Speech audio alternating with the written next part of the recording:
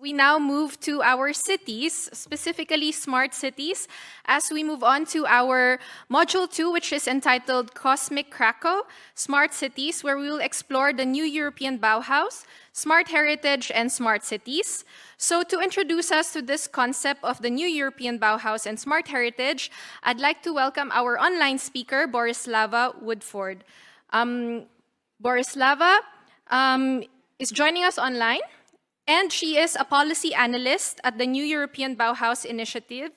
And she has over 12 years of experience in the field of EU structural and investment funds in several different units of the Commission's DG Regio. So their work is focusing on working with local and regional authorities for creating project pipelines and EU funds management. Borislava, are you here with us?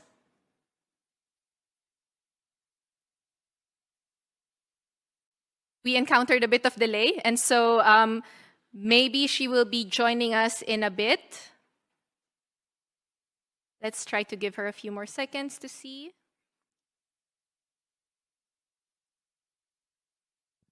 If not, then we will try to come back to Borislava later.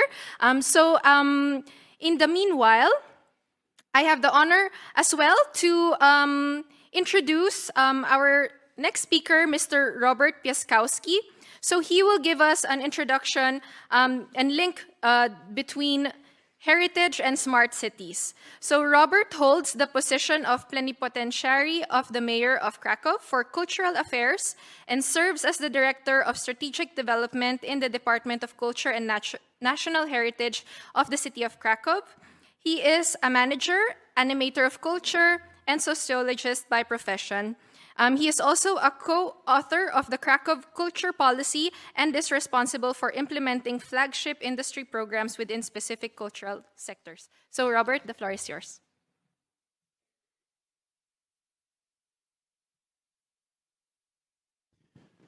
Good afternoon, ladies and gentlemen.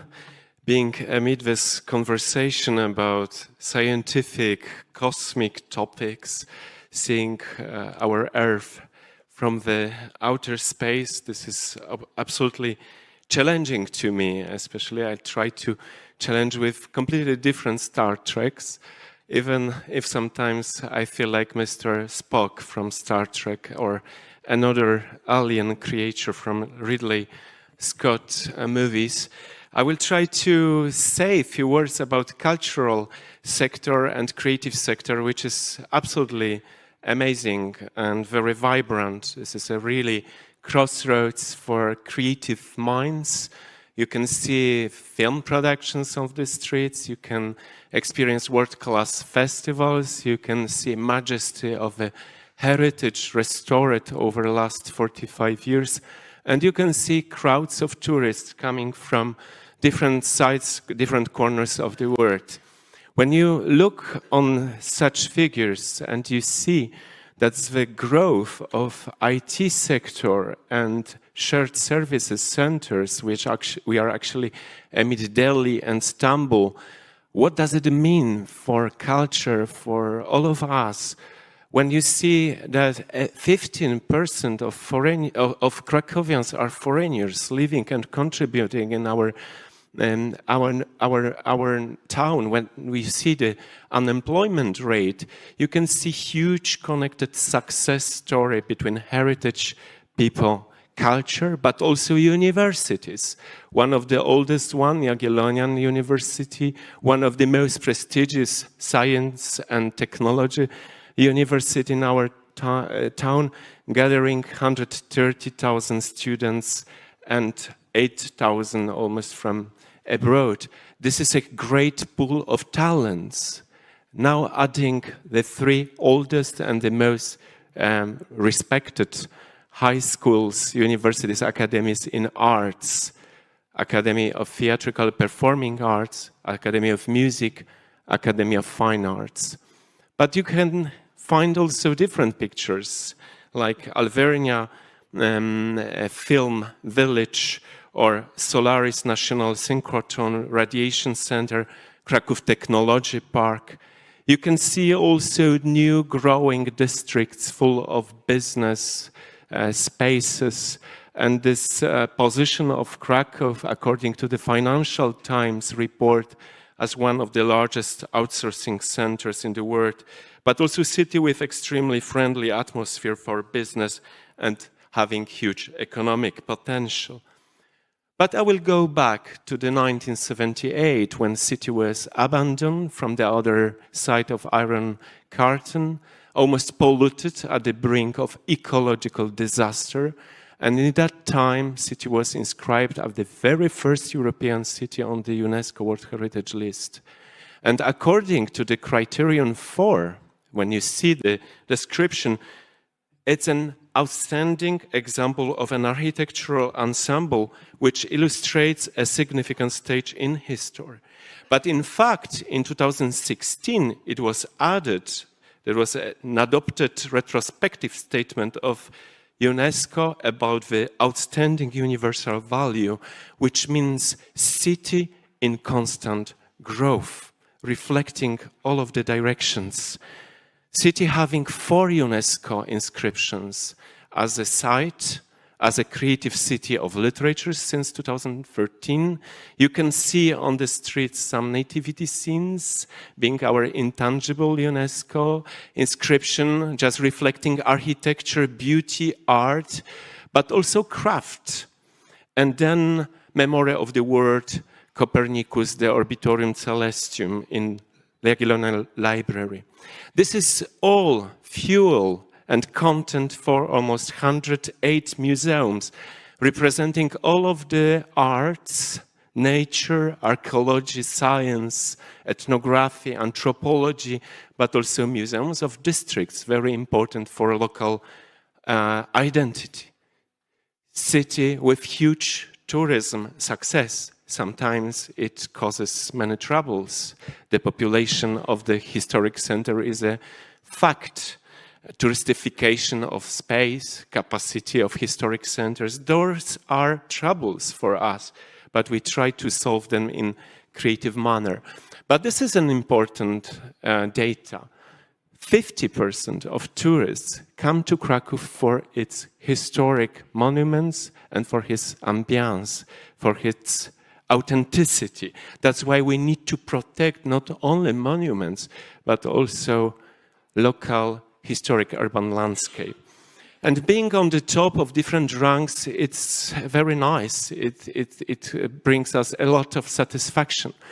But the most important fact is that 93% of tourists, according to travel magazines, they declare that they will recommend our city to their friends or family. And then you have more metropolitan Star Trek investments. Tauron Arena connected us with entire world, bringing stars, events, huge performances. I was working 25 years to invite Björk to Kraków, and suddenly she came a week ago, and tickets were sold out within few hours. People came from all over the world. Then you have ICE and sport events, city of congresses and conferences, bringing to the other huge investment. Next year we will celebrate 10 years anniversary of ICE Congress Center, and you can see all of the arts, all of the world-class festivals, all of the people coming for culture from different parts of the world. And this picture I like very much because it shows that creativity and heritage are great partners. My great mentor, Professor Charles Landry, he actually invented the term of creative city. He said once, heritage and creativity are great partners. Why? Because heritage is a proof that our ancestors were creative. So we add our contribution to the future development of our towns. And here you have World Heritage Committee in 2017, and year after Creative Cities Network, representing now over 100 cities in the world, having this title of Creative City. of UNESCO. Then green heritage. Greenery and livability is a part of the development of the city. Now we have 57% of the urban green spaces inside of the town, but ambitious goal is to double forestation until 2030 and to develop the city like three belts. You see the beagle of Krakow, this is our everyday belt. But this belt is around the old town. You can walk around all of the most vulnerable and most priceless area of the city, and this green belt reflects two beautiful concepts. This is protection, this is the natural vibe, and this is how city grows. But also, the shape of this belt reflects on one of the traditional instruments very popular on the royal court of Wawel in Renaissance period. Its name is lute. So city can not only develop, city should be balanced and well tuned. That's why we invest a lot into bringing greenery into historic areas. We build bridges for walking people, for bikes. We restore very soon boulevards or Vistula river and create new spaces. And we are in the middle of the creation of creative district in old hospital areas. There will be Center of Early Music, Convent of Culture, Kitchen of Artists, but also digital arts center connected with new Kraków library. And there is another issue, dissonant heritage. What we can do with 140 fortresses built by Austrians in 19th century to protect us, or in that time Habsburg Empire, from Russia. So what we can do with the objects which has never got military purpose. There were no war in this between Russia and Austria in that part of Europe. We changed their functions, and now is one of those beautiful regeneration of military armory into one of the most respected and very famous, and I recommend you to visit this place, Museum of Photography. Another dissonant heritage is Nowa Huta, the new district of Kraków designed himself by Stalin in early 50s. This district has been built for 80,000 people working in steelworks. Remind 100,000 people working now for IT sector, so more for technologies and science than in the past for traditional industry. But this is now the perfect example of 15 minutes walking city, full of green areas, having all of the facilities in 15 minutes from our houses. We have many great intellectuals. They could be patrons of this conference, but one name should be mentioned for sure. The most translated, adopted writers, the legendary thinkers of science fiction literature, Stanisław Lem. You know him probably from Solaris, at least, different film adaptation. And soon there will be Creative Center of Literature and Language and Technologies of Communication built close to the Vistula River. And from the other side, musical village named or connected with Krzysztof Penderecki, our great composer. There is no heritage without responsibilities. There is no sustainable growth of the city without all of the goals in our minds we try to promote through Agenda of 2030, reflecting all of the programs and strategic documents of our institutions, just to keeping in mind that heritage and creativity are great partners. And according to recent review, 90% of inhabitants of the city of Krakow are happy because of the cultural offer and of the city they live in. So I will finish with Star Trek, Mr. Spock, live, prosper, and long. I need to repeat again. So live long and prosper. Thank you so much for your attention.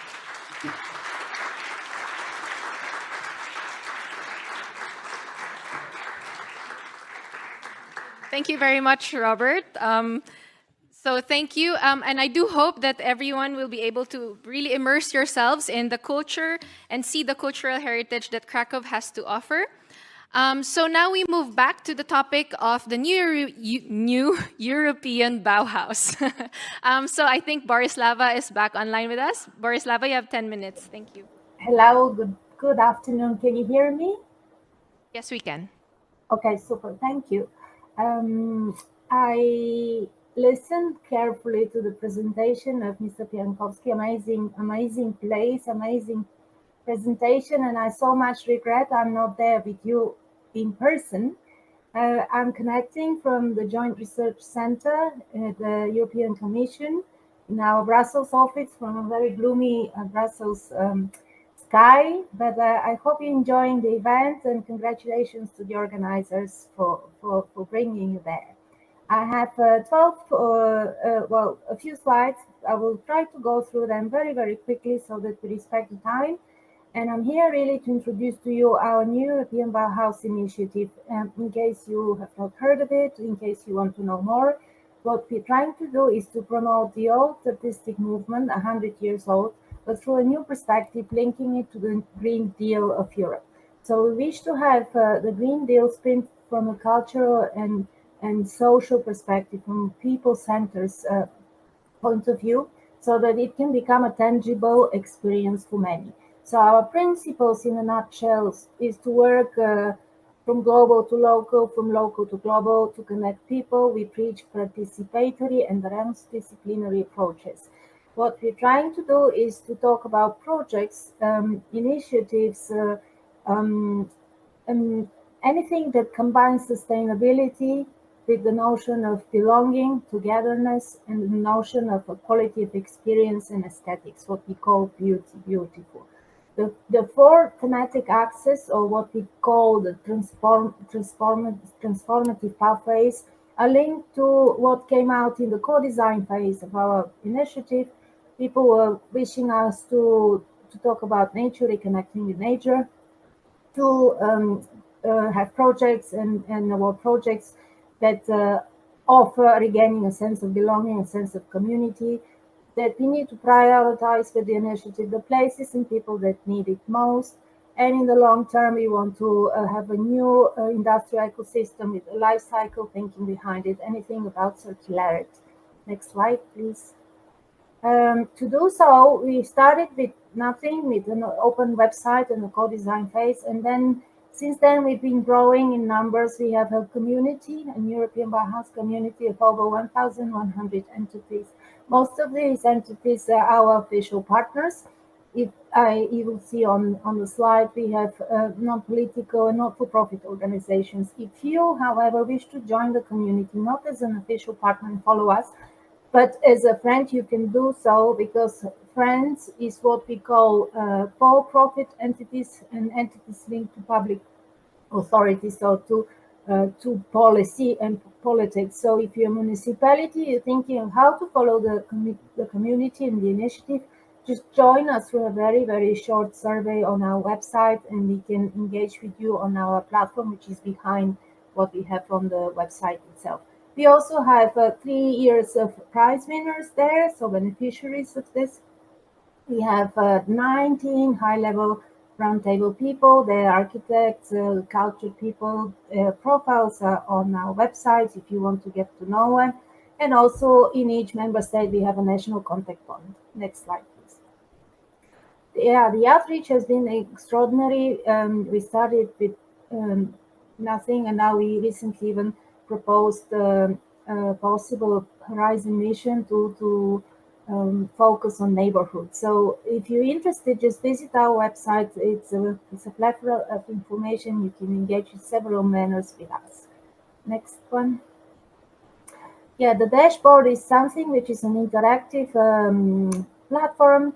If you're interested what's going on in your own region and how many Polish partners, for example, we have and where they are and what they do, not just partners, but also friends, beneficiaries, go on our dashboard, click on your country, region, and scroll down to see who are our entities, those who follow us and those who we would wish to engage with further.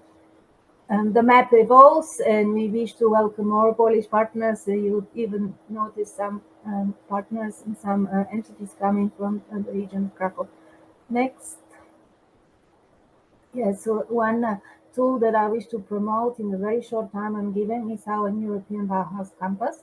It's really just a booklet of ideas. It's a framework that we want to guide decision makers and project promoters in their wish to present projects that are following our principles and values. So the values that we have behind the campus in the next slide are really sustainability from a climate and CO2 emissions point of view, togetherness, if you've engaged with your community and you've brought together elements to come to work behind your project, and if you value beauty, but really beauty in the broader sense, not just aesthetically pleasing buildings from an architectural point of view, but more on how people feel, for example, in a building, if they feel safe, if they feel the comfortable, if they feel the light is there, that they have a sense of belonging to that building or the space around that building, and so that they can have a qualitative experience, so the broader sense. Of course, we also offer examples in our campus document of participatory multi-engagement processes and transdisciplinary approaches.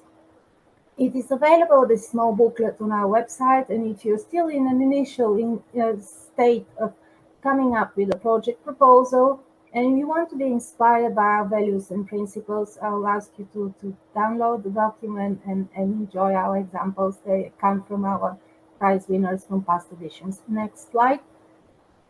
Yes, I mentioned the winners. These were the 2023 awards. Only recently, next slide, we opened October 2nd, the 4th edition of our prizes. Unfortunately, by the time I'm speaking to you today, that the call has closed. We intend to award the 4th edition of prizes. So in those, we celebrated completed projects, but also concepts and ideas of young people who were below the age of 30 on the day of the application deadline. So the award ceremony for the next edition of prizes, if you want to follow us, it's on the next slide. It's during what we call the new European Bauhaus Festival 2024. So between 18th and 20th of April in Brussels, here in Europe, in the Cinquantenaire Park, which is a very central park, we aim to have a festival of a few days with participants from all over Europe. It will have a forum where we have high-level speakers, discussions, then you have fair to showcase best practices, then you have festive activities, artistic activities, and we still have satellite events, the call for expression of interest. For those of you who want to be part of the satellite events, it's still open. My slide says 30th of September, but we kept it open in case you want to have something on the site during the days of 18th and 20th of April to echo our festival.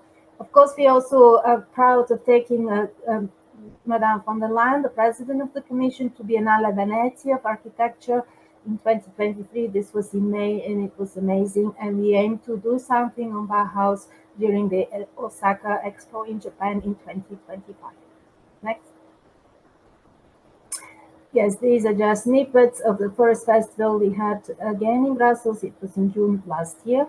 I invite you to follow us. And on the next slide,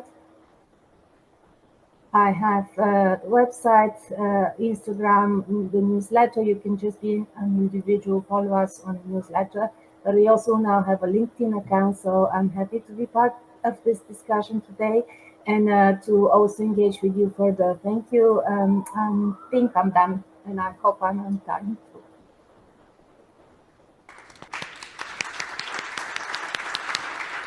Thank you very much, Borislava. So we will hear more a bit from you during the panel discussion, but in case of questions, we will open the floor at the end of this module. But yeah, in the meantime, for our online participants, please remember we still have Slido. So we will move now to our next speakers, who will link a little bit more how clusters bring together cities in becoming smart. So our first speaker, Irena, is responsible for the management and implementation of training and investment of EU-funded projects all over Poland. And since 2013, she has been a key project coordinator for sustainable infrastructure cluster and is responsible for developing a network of international cooperation, creating joint cluster projects. After Irena, we will have Tamas, who was a former director of a regional development agency where he worked for 10 years. He then became head of a technology transfer company of the University of Szeged. I'm sorry if I'm pronouncing that wrong. And was later transferred to Timisoara in Romania, where he worked as technology transfer expert of the Enterprise Europe Network. So he is currently a smart city advisor at Dutereg in the EPICS project. So Irena, the floor is yours first.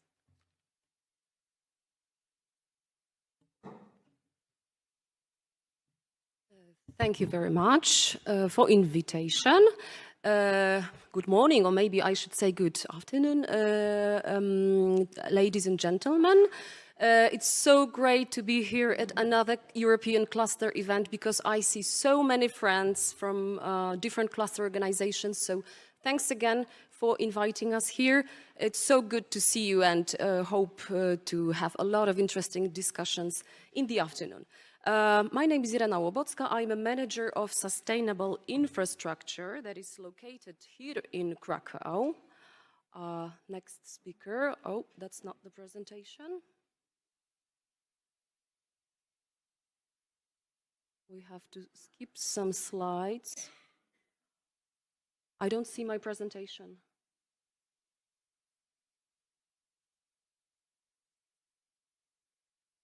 So in the meantime, as you could hear from the previous presentation, we are in Kraków, which is an absolutely amazing city. So I'm really happy to live and work here. And from the cosmic space, I wanted to take you a little bit more down to earth and tell you a few words about my cluster organization and especially about one of the projects that we implement that I think, in my opinion, suits perfectly the topic of the conference. We are running currently the EPICS project that is focused on smart city issues, and the essence of the projects is to bring together cities, to bring together clusters, and to bring together communities, everything in the frames of smart city topic and smart city issues. Still waiting for the presentation. It will be more interesting with some visual help. But before we have the presentation, big hugs, big hello to my EPICS international project team. I know you are here, so it's great to welcome you here. Still.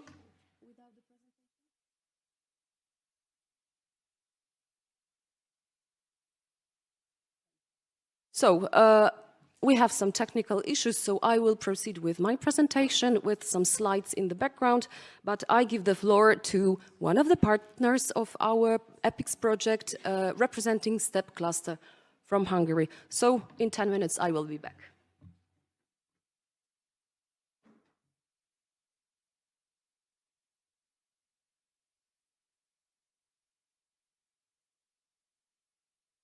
Good afternoon, ladies and gentlemen. I am Tamás Gyulai.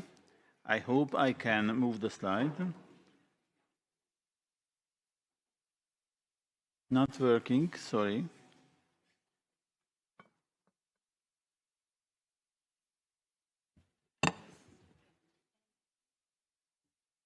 Okay. So I am representing STEP cluster, which is the science, technology and educational platform for photonics in Hungary. So we are focused on technology development. As such a cluster, how do we work on smart cities? It is because of the EPICS project that EURADA will present you in detail. So in this panel, which was started by the presentation about Krakow as a city of the future, I think that this was a very good, good starting point for speaking about smart cities, because smart cities today are generally considered a livable, sustainable city, and I think that the first presentation showed that Krakow is fully online in this road. So what can we do as technology experts? We can assure that digitization and the opportunities are fully utilized, and I think Krakow is on that way as well. But it is also important to speak about resilience and these type of issues which in the today digitized world is very important, like cybersecurity. So what we do in our activities can be divided in two aspects: cooperation for urban development and cooperation for industrial innovation, because smart cities and smart industries are or can be developed hand in hand. There are some projects, I show you the information here, like the project for territorial responsible research and innovation, which was implemented, and there are some others. And I want to highlight the importance of the European Digital Innovation Hub Network, which is now working in almost all European regions. One slide about the experience in Hungary, where the clusters have already created more than one national association for cooperation, and these are already produced results on national and even on international level. These results are definitely worth to be mentioned. First, the or cross-border transnational networks are already developed by the Hungarian clusters with the neighboring countries, Hungary and Romania. And also on European level, we try to be active in the development of Industry 5.0 community of practice. And I also want to point out that not only European, but global knowledge transfer is also useful in the field of clusters. Here you can see a few details of the actions that we are doing in the framework of the EPICS project. I would like to draw your attention to the cluster exchange scheme, which is open for all European SMEs, and our EPICS project is quite active in this field as well. So we are trying to bring together SMEs from different countries, and just one example will be next April in Hungary, where we will have an international conference with special sessions about Industry 5.0, and we expect the companies from all over Europe to this event. And my last example about the last example about project. It is a new initiative which brings together several clusters in Europe, and it is directly linked to the new Bauhaus initiative that you heard a presentation a few minutes before. And here, the sustainable construction and smart building development will go hand in hand. We start this project next year, so I hope that in a few years' time, I will also be able to describe you some results that you can achieve with this project. And my last point, you might have noticed in the presentation that new Bauhaus is also presented in outside Europe, in Osaka, Japan. So I think we are not the only one who believe that knowledge transfer is definitely useful in the new Bauhaus and the smart city issues in a global level as well. So I thank you for your attention, and I'm ready for questions.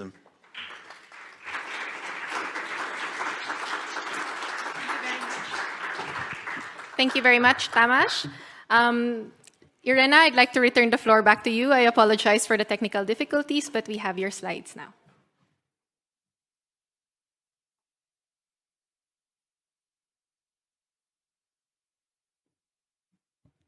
Thank you for giving me a voice once again. Technological issues always happen, and life is like a box of chocolate. You never know what you get when you open the box. So, coming back to what I started, my name is Irena Łobocka. I represent Sustainable Infrastructure Cluster with its headquarters located here in Kraków. So I represent the Małopolska region, as my organization comes from here. Just because we have a limited amount of time, just a quick presentation of my organization. We are a typical cluster organization, joining a lot of different type of entities coming from different sectors, but everything is focused about development of sustainable construction in Poland, about smart buildings, smart city issues, energy efficiency, and renewable energy sources. For the last 12 years, actually, we have been striving to foster the green transformation of construction sector in Poland. As I have said, we are located here in Małopolska region, although we have companies and our members come from all over Poland. What is, I would say, quite important is that we are a certified national, key national cluster. We have been certified for 3 times, which is worth mentioning during European Cluster Conference, because we have this national system of certification, which is quite a difficult one, and in all Poland we have less than 20 certified key national clusters. So, to promote also the region I represent, Małopolska region, I have to say and admit proudly that in this region we have 3 key national clusters, which confirms that we are quite an active cluster, network, cluster ecosystem here in Małopolska. And it's worth mentioning that also on European innovation map, apart from Warsaw, that is the capital, Małopolska region is one of the most 2 innovative regions in whole Poland. So my cluster organization in number, just a short slide, we have been active for 12 years, doing what we can, doing our best to enhance this green transformation of sustainable construction issues in Poland. We have more than 100 members at the moment. Most of them are SMEs, because I strongly believe that big companies, big brands do not need cluster support as much as little companies that are on the beginning of the way do. We have, of course, in our structure some R&D institutions, the most important academic centers located in Kraków, also 3 municipalities, and the last number, the last figure, our cluster provides employment for almost 20,000 people. But, as I said, taking you from cosmic space a little bit down to earth to practical implementation of smart city issues in one of our European projects. We, as a cluster organization, have been quite active in lots of European projects the last years. And this is the example of one of them that, as I said previously, perfectly suits the topic of this conference, because in this project, we bring together clusters, we bring together regions, and we bring together local administration and companies that belong to clusters. The acronym of this project is EPICS. The full name, as you can see, it's Ecosystem Partnership for Interclusters and Smart Cities Exchanges. So, you have also the logos of our partnership. Two cluster organizations coming from Italy, Luce in Veneto, ELCA, which is the European Lighting Cluster Alliance, a meta-cluster for lighting sector, located in Italy. We have STEP cluster from Hungary, Habik coming from Basque country in the northwest of Spain. One cluster connected with electromobility from Germany, and of course we are one of the partners. What is this project about? Of course, you can visit our website. We have a lot of typical project activities that are focused on synergies, cooperation, collaboration, exchanging of views, participating in international trainings, improving our skills and competence, and revising our smart city strategies. What is important in this project is a strong connection between cluster organizations and the regional authorities, because we have to bring different actors together to get some final effect. But these are the benefits for the project partners. But I think that what is more important are project outcomes and products that are open to other partners, not only a project team. So this is one of the outcomes of this project that you could easily participate in. I hope you know the mechanism of cluster exchanges. It's a small financial support for organizing cluster exchanges in forms of taking parts in trades, fairs, business missions, study visits, and peer learning from each other. You have on the slides just 3 examples of how we put the idea of synergies, creating synergies between different actors in practice. During the last 3 months, we have organized a couple of cluster exchanges. It was Smart City World Expo Congress in Barcelona. One of them was organized in Portugal.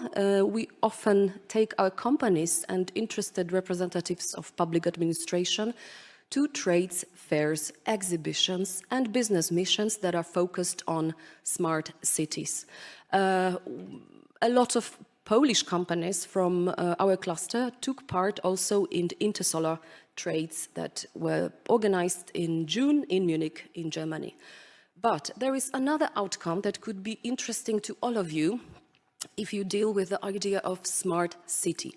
One of the outcomes of the cluster, EPICS project cluster product is the international platform that we have created on our website.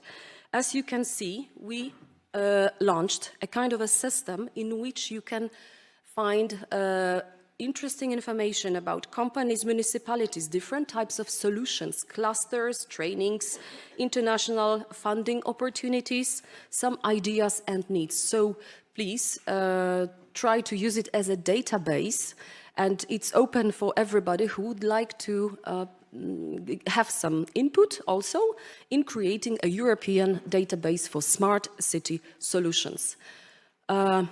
Coming to the end, it was just a practical example of how clusters can implement smart city projects by bringing together clusters, regions, and companies.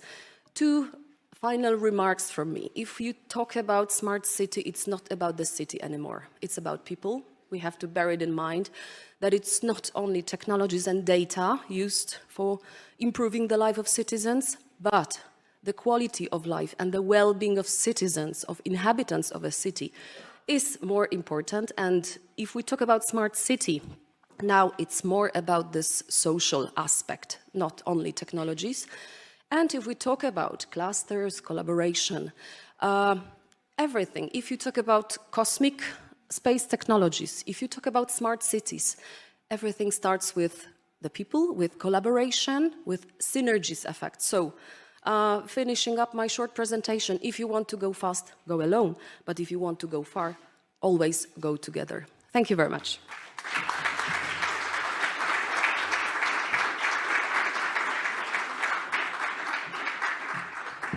Thank you very much, Irena and Tamas. I'm sure that maybe our audience will have some questions, especially regarding cluster exchange. So hold on to your questions as we will first head first to our panel discussion.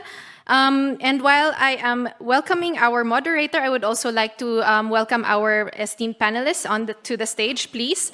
So to go deeper into these topics, I'd like to welcome our moderator as well, Agnieszka Wojtowicz-Wrobel. I hope I pronounce it right. So she is an architect and urban planner, as well as vice dean, researcher, and didactics employee of the Faculty of Architecture of the Krakow University of Technology. Her current scientific interests focus on the subject of environmentally friendly cities and new structures featuring pro-environmental forms of use. So Agnieszka, the floor is yours.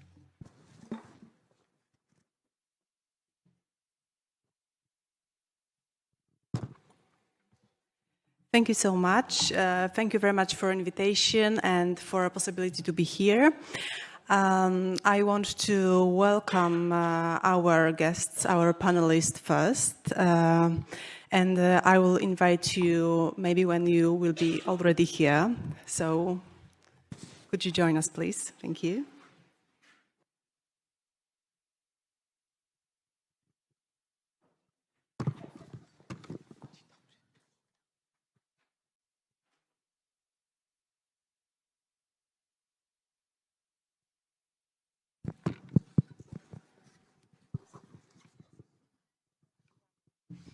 I'd like to call on Mr. Jan Sienkiewicz. If you are in the room, please join us on stage.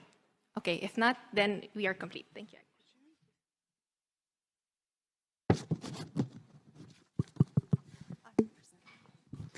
Thank you so much. It's a pleasure for me to be a moderator of such an interesting topic, new European Bauhaus cultural and creative industry clusters and social innovations initiatives. And we will try to find the answer for the question, do they really work? I have to confess that it will be quite challenging now because we are the last panel before the lunch break. So I want to invite our guests and welcome you warmly. Ms. Marta Krakowiak. Marta is a manager and she represents European Lightning Cluster Alliance. And she works with EPICS project. Mr. Javier Perez de Arenaza. He represents Habic cluster from Spain and he works with EPICS project. Mr. Nuno Bilo, he represents municipality of Évora from Portugal and he works with Positive project. And Ms.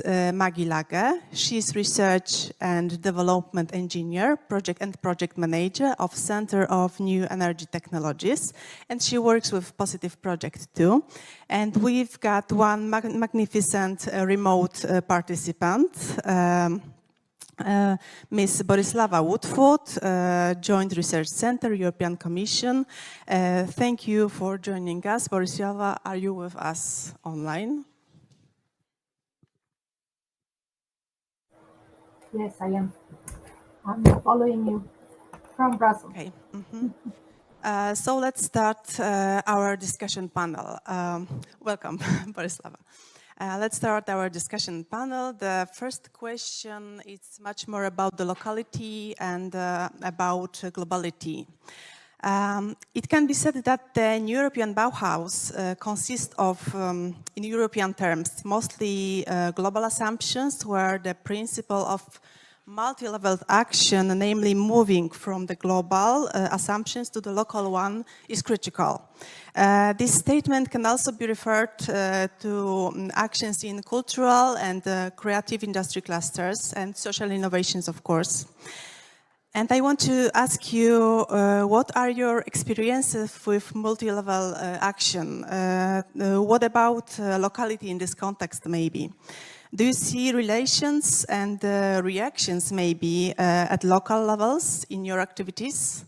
If so, then how do they manifest? And I would like to invite Ms. Marta Krakowiak to be the first to share her thoughts.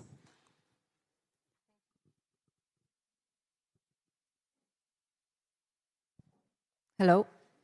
Okay, thank you very much for having me here. I'm sorry from the start that I will start jumping from one language to another. I'm Polish born, I live in Italy, and today I speak in English. So all questions that you can make me, you can do it in these 3 languages if you want. Coming back to your question, I think is the key. The local aspect is the main, let's say, impetus that give us the inputs to bring up the projects. I represent an international association, so I represent a network of lighting clusters that gathers clusters from different countries, so we are working at the European level. But all our initiatives that we are doing as a projects or our cluster initiatives starts from the main stakeholders, so mostly from the citizens and the companies.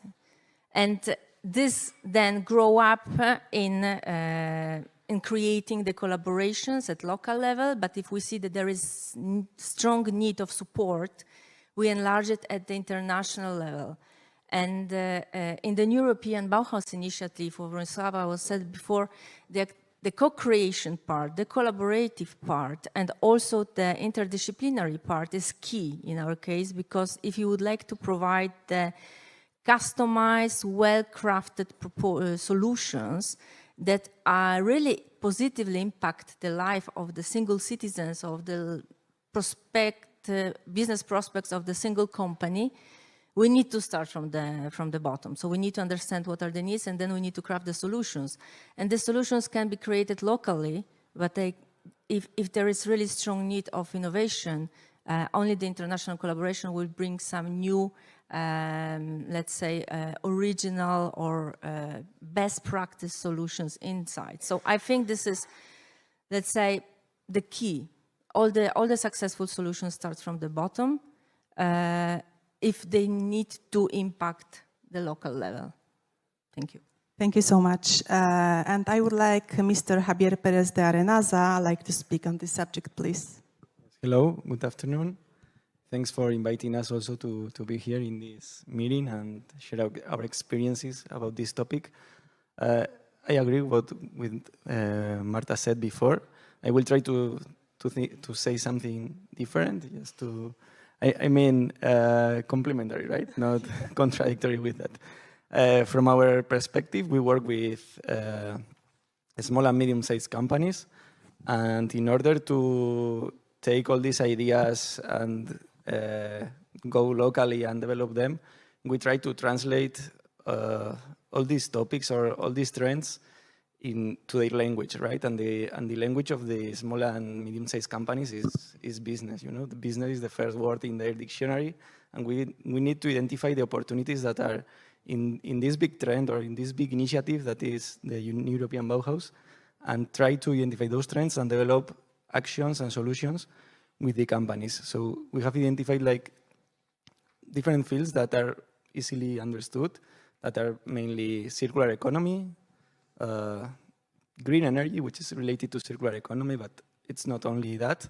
Also bioeconomy and all the opportunities that are related to the exploitation of natural resources, to local natural resources, right? And there's also some other fields of impact related to silver economy, for example, that it's also in this trend of the European Bauhaus, and also the creators economy, right? So we try to take like these different business fields, new business opportunities, where we really think that there are a lot of things still to be done, and we have also like this idea of we are talking about smart cities, and what relies there, it's technology, right? So how we can somehow align those technologies with these big business opportunities, and that's a little bit the way to engage these small and medium-sized companies and develop solutions that later are present in these European Bauhaus projects, right? So that's our approach. Thank you so much. I would like to invite Mr. Nuno Bilo to share his opinion in this matter, please. Well, thank you. I'm representing the Positive project. It is a European project, an Horizon 2020 project.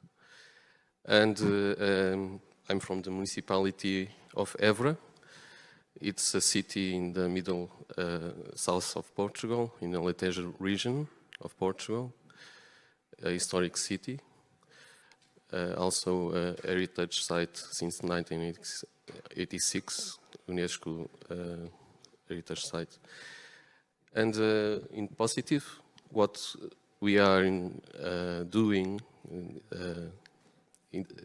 is to find how to historic cities can be greener by implementing solutions that are compatible with the heritage.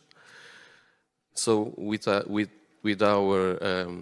consortium of 46 partners from 13 countries, European countries, we are working together to find the best solutions to implement in sites that are protected areas. And in Évora, which is my city, and where I am the site manager with Maggie of the implementation of the project, we are finding the best solutions to implement in Évora, and we will start the implementation at the beginning of next year. It is a long way. It is a very time-consuming process to find solutions that are compatible with the heritage of cities. And I think that this project, Positive, it is one of a kind in the Europe, and will help not only Évora, but other historic cities to find the way to become greener and more livable places, like the new cities that don't have the same constraints and the same restrictions that we have. Thank you so much. I want to welcome Jan Sienkiewicz, who is online with us. Unfortunately, Jan couldn't be here in person, but it's a pleasure to have you here online. Mr. Jan Sienkiewicz is proxy of the Regional Development Agency of Bielsko-Biała from Poland. So, Jan, you are with us, so I will ask you the same question. About from the globality to the locality, maybe from the social point of view. Thank you. So I would like to ask you if you hear me well. Do you hear me? Yes. Okay. Let me check. Is it okay? Okay. Okay.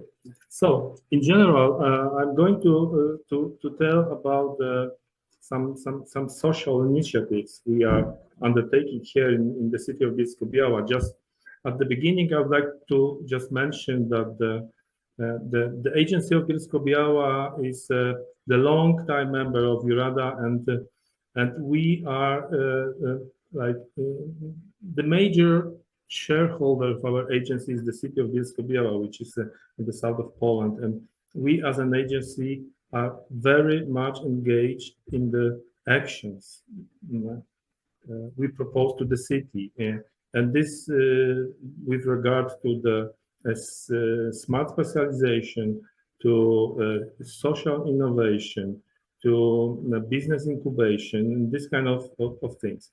And with that regard, I would like to tell you about a few initiatives we have taken for the city of Bielsko-Biała, with some focus on the social aspect, how to engage people, how to utilize the potential, how to use the entrepreneurship and the entrepreneurial spirit we have here in Bielsko-Biała, because we have to compete with the big industrial centers in Katowice and in Kraków.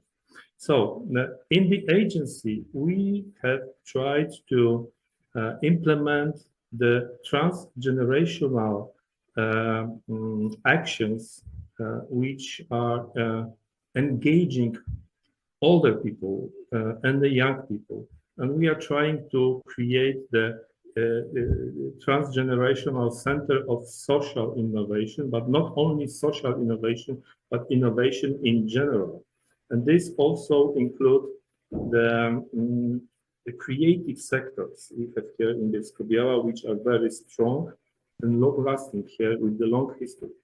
So we are developing a center which will combine the experience from one side of the older members of our society, which are not active professionally anymore, but with the knowledge, and the younger, which are entering the market, or entering the new life, and who wants to learn something. And we try to combine those two activities all together and utilize this, what always was the strength of the city of Bielsko-Biała, which is entrepreneurship. Active people in Bielsko-Biała are working in different kind of industries, which creative industries is one of them. The second initiative, which is connected to that, is the creation of the so-called Social Innovation Center, which we call Fab Lab, which is fabrication laboratory. Now, the place created for all those people who want to innovate in any kind. And we're talking about innovation, we're talking about education, we're talking about social activities, and we're talking about cross-generational experience exchange. We do it for all the people in Bielsko-Biała, and not only. We have created a big system of international Fab Lab association, combining knowledge of international partners. Based on that, and following the problems or maybe the expectation the city of Bielsko-Biała have on the way to expand social activities, it's a utilization of Just Transition Fund. I don't know. I think most of you know the concept of Just Transition Fund, which is the fund for exchanging specialties and of people working with the traditional energy sectors like coal mining and transition to the innovative sectors. We try to utilize that potential, and we will set the new ways of personal development for those people who traditionally were thinking about working in that traditional industry. So we will create a sub-regional big center for innovation and to provide the local society, the local people, possibilities to develop, to grow, to expand their knowledge, and not only professionally, but also socially, to take part in the everyday life of our city. And we're talking about creative industries, which were very good here traditionally in Bielsko-Biała. We're talking about digital heritage. We're talking about cultural heritage development, and we're talking about hackathons. And then there's the next step of expansion and development of the sustainable energy communities concept, which is common across Europe. And from social point of view, it's very important and very interesting, because we as an agency, we have developed a project of developing regional or sub-regional clusters for different communities to provide them with the idea of energy sustainability, which is connected to green energy production, and the energy storage and energy utilization, and lowering the cost of energy for the local citizens. And we develop those clusters, and we provide with technologies, with energy solutions, and we include the social part of that business. I mean, all the citizens of the regions. So we are trying to develop socially responsible actions following the new directive, new initiatives, and the needs of local communities. I think more or less in general, this is what I wanted to say. Thank you so much, Jan. It was very interesting from the social aspects, and thank you for the social approach. And now we're back to beautiful city, Evora. Magi Lage, I would like to invite you to share your opinion in the subject, please. Hello, thank you. So I work, like Nuno said, in the Positive Project, and the Positive Project aims to transform historical cities in smart cities, and I would like to talk about two specific points. So about the locality, that's the concept. So the first one, it's about the solutions that we are implementing. Like Nuno said, the city center of Évora is listed in the World Heritage List from UNESCO, and so it has a really heavy legislation, and we couldn't install the solutions that we thought in the beginning. And this is an example of how we had to adapt this to the specific city of Évora, to the drawings, the materials, everything, to be according to the legislation. The second aspect that I would like to focus on is that our project aims to put the citizen in the center of the transformation. And so we have a lot of solutions that are for the citizens. For example, a tourist mobile app to aim the tourists to allow the tourists to make optimized routes to the city, or the mobile app for energy production and consumption to give more awareness to the citizens that have PV panels, for example, on when they are expending more energy. For example, another one, the third one, the Culture Experience Marketplace allows the citizens to evaluate events, social events on the sustainable approach of the events. And so these are just like three examples of how we are putting the citizens in the center of the transformation in our project. And that's something that we are really proud of. Thank you so much. We were talking about the vertical approach. Now let's skip to horizontal one. The previous questions concerned the vertical approach, as I said, from the global action to the local action. Now let's talk about thematic integration, much more horizontal. What are your experiences with regards to the horizontal approach? The new European Bauhaus's goal is to lift the boundaries in between science, technology, culture, and social actions for the good of the individual, for the good of the citizens, of course. Do you see in your experiences horizontal relations that integrate these areas? How do they appear? Can it be said that all the elements are integrated, or perhaps it's other way around, only few of them are integrated? You can observe this. Wider integration can be seen in only some of types of the action or all of them. If so, what do you think causes this? And I would like to invite Ms. Marta Krakowiak to share her thoughts on the subject.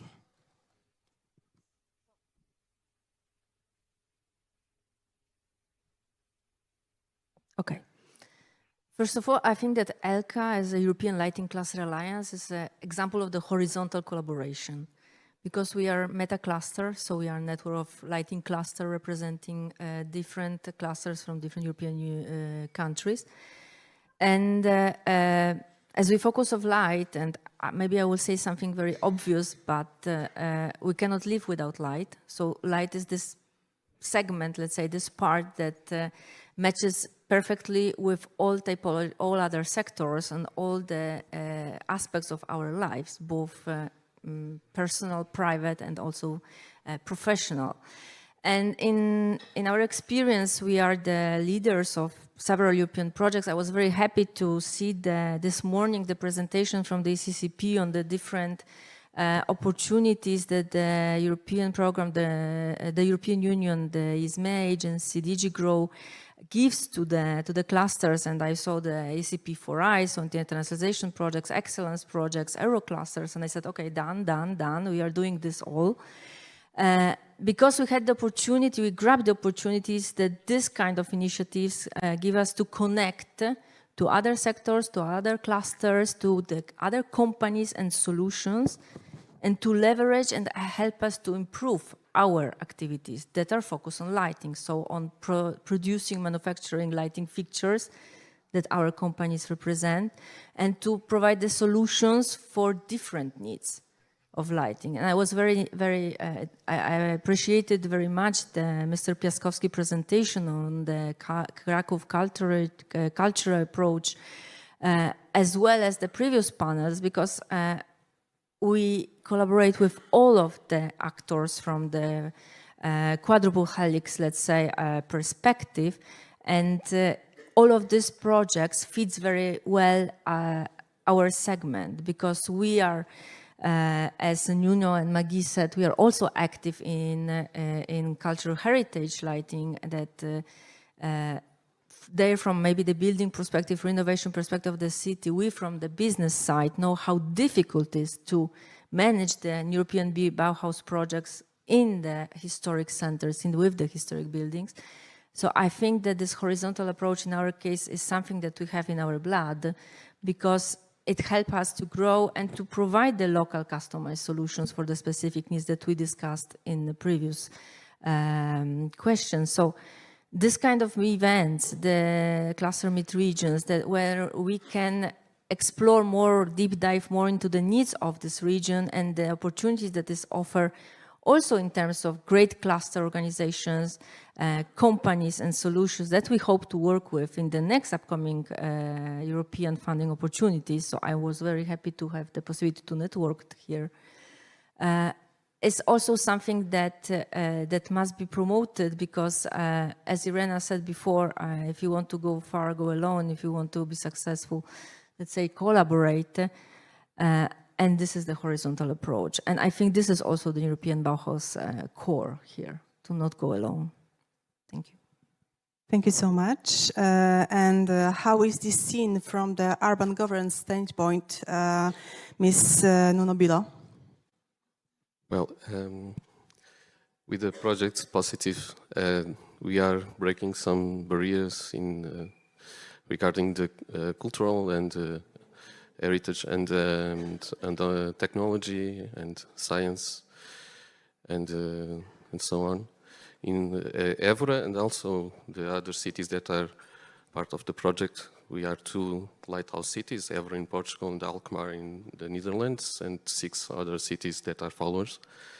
In Évora we have, for instance, Maggie already mentioned some solutions that we are implementing that break the barriers and can be applied that are compatible with heritage.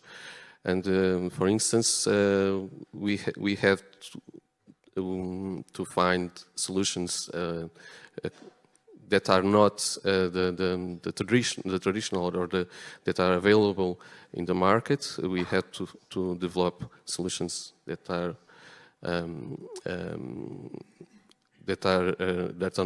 not available, but we need to find the best solution that we can use to integrate with the buildings, because in the city center of Évora, for instance, it is all the buildings are protected, are considered monuments. So all the works and all the changes that we need to do in the facades and the roofs, we need to have the same traces, the same architectural and heritage regarding the heritage protection. So, for instance, we are installing in Évora, in 8 municipal buildings and 2 parking lots also, solutions that are integrated with the buildings and with the surroundings. Solutions like clay tiles, photovoltaic clay tiles, with the same aspect, visual aspect, as the ones that we have in Évora, that are Mediterranean tiles that we see in Portugal, Spain and Italy. And also photovoltaic glasses that we use in skylights and windows or covers, and and other solutions.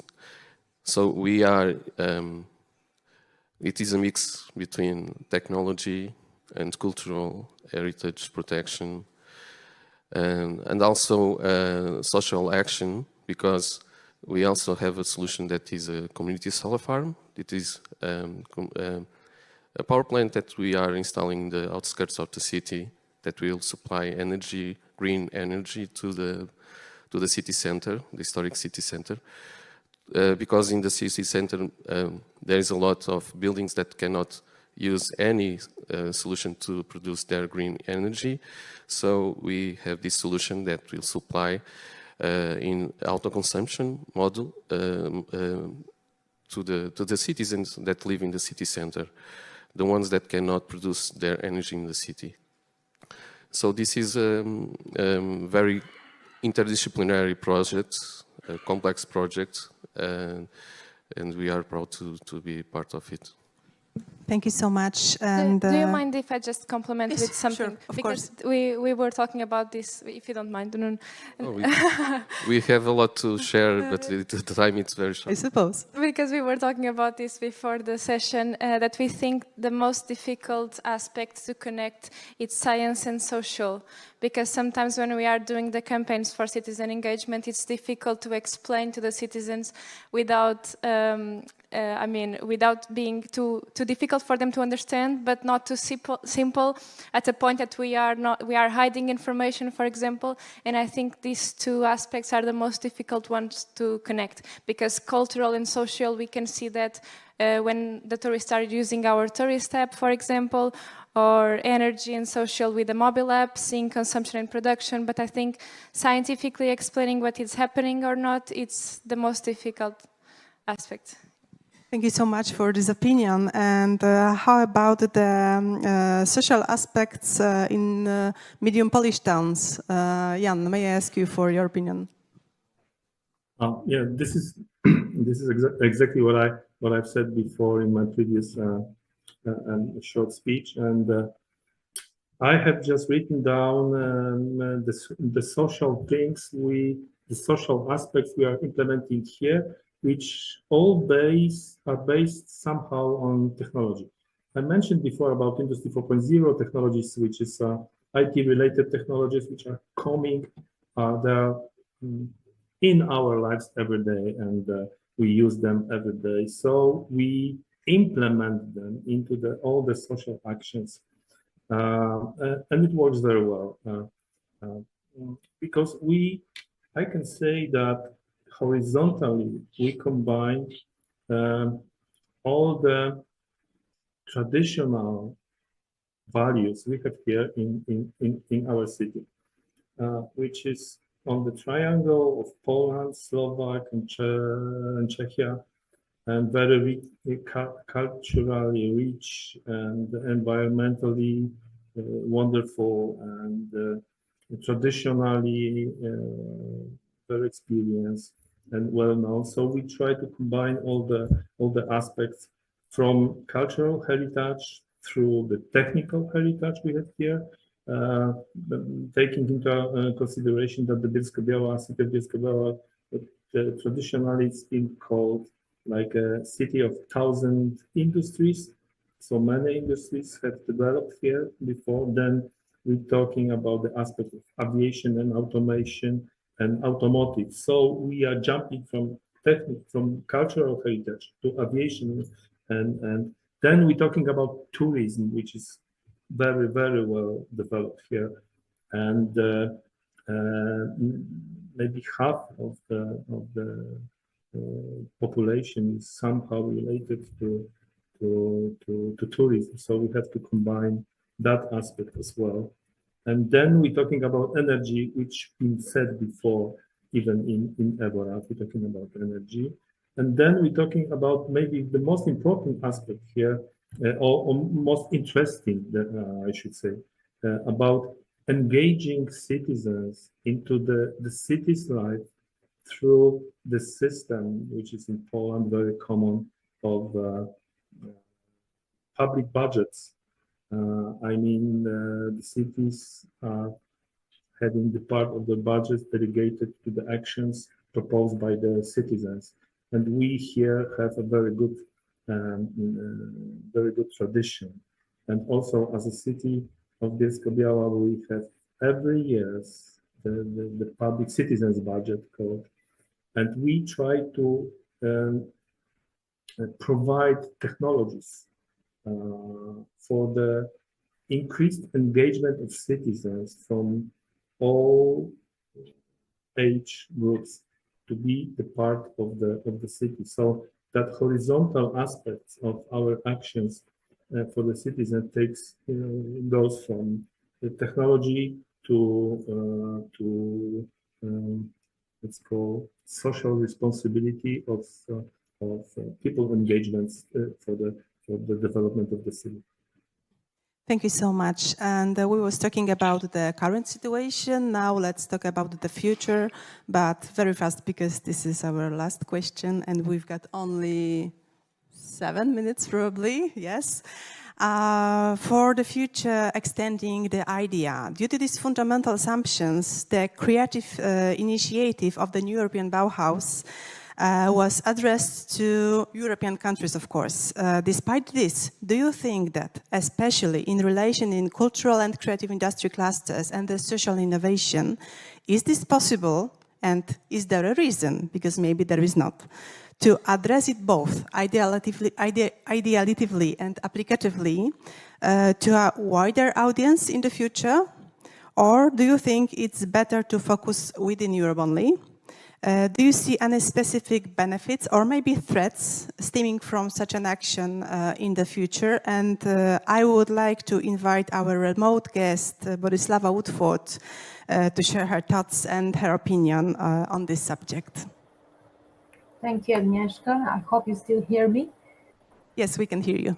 Okay, super. I would start by saying that culture innovation doesn't know or share borders, you know, goes beyond boundaries, frontiers, etc. So starting from that point of view, I also had a little bit of a look at the statistics of our entities that are part of this new European Bauhaus initiative in our community so far. 3 years of existence, over 1,100 entities, but still very, very many come from research and innovation, those partners that are part of, for example, faculties that explore multidisciplinarity, the faculties of design, art, and architecture. We have a lot of businesses that are interested in working with us.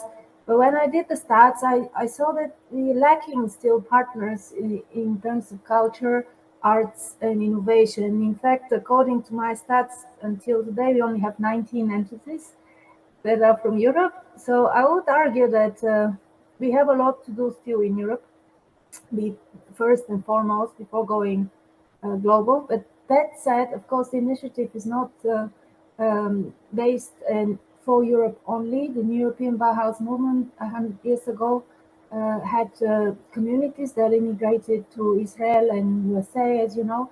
So we have a lot of followers from those countries, but we cannot have these very specific panels and talking local in Krakow with those partners, unfortunately. So my argument for today would be, let's focus on Europe for the time being, but innovation and culture don't recognize borders. So that's my 2 cents. Thank you so much, Boryslawa, for your opinion. And I would like Mr. Javier Perez de Arenaza to speak on this matter, please. I think that our industries, at least in our case, are totally global, right? They are selling all over the world.